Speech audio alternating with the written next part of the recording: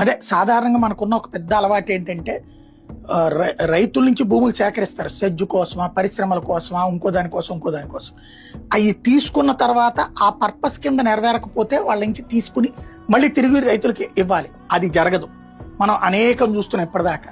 Even అది చంద్రబాబు ఉన్నా, జగన్మోహన్ రెడ్డి ఉన్నా, రాజశేఖర్ రెడ్డి ఉన్నా, కిరణ్ కుమార్ రెడ్డి ఉన్నా, లేకపోతే రోసి ఉన్నా, ఎవరున్నా చేయలేదు. బట్ డిప్యూటీ సీఎంగానే ఉన్నటువంటి పవన్ కళ్యాణ్ అది సాధించారు. కాకినాడ సెజ్కి సంబంధించి ఎన్నికల ముందు ఇచ్చిన హామీని నెరవేర్చారు. వాళ్ళ ప్రత్యేక ఆర్థిక మండలి సెజ్జు పరిధిలోని భూముల్ని తిరిగి రైతులకు ఇప్పించే బాధ్యత తీసుకుంటానని ఆయన లాస్ట్ ట్రిప్ ఎన్నికల్లో చెప్పారు. సెజ్జు పరిధిలో ఎంత ఉందా అంటే టోటల్గా 2180 ఎకరాలు. ఈ భూములకి స్టాంపు రిజిస్ట్రేషన్ డ్యూటీలు మినహాయించి తిరిగి రైతులకు రిజిస్ట్రేషన్ చేసేలా పవన్ కళ్యాణ్ ప్రయత్నించారు. అపరిష్కృతంగా అనే సమస్యను పరిష్కరించారు. కాకినాడ తీరంలోని తొండంగి, ఉప్పాడ, కొత్తపల్లి మండలాల పరిధిలో సుమారు 1551 మంది రైతులకి దీంతో మేలు జరగబోతుంది. కాకినాడ సెజ్ రైతుల సమస్యల్ని చంద్రబాబు నాయుడు గారి దృష్టికి పవన్ కళ్యాణ్ గారు తీసుకెళ్లారు. ఈ మేరకు రాష్ట్ర రెవెన్యూ శాఖ